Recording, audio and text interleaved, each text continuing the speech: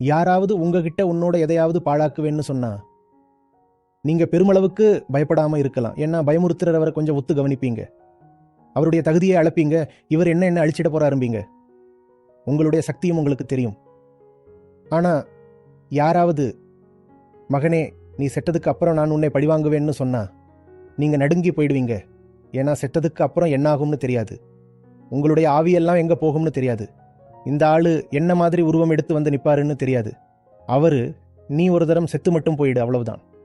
அதுக்கப்புறம் 81 கோடி வருஷத்துக்கு உன்னை முள்ளு கம்பியால கட்டி வைப்பேன்னு சொல்றாரு.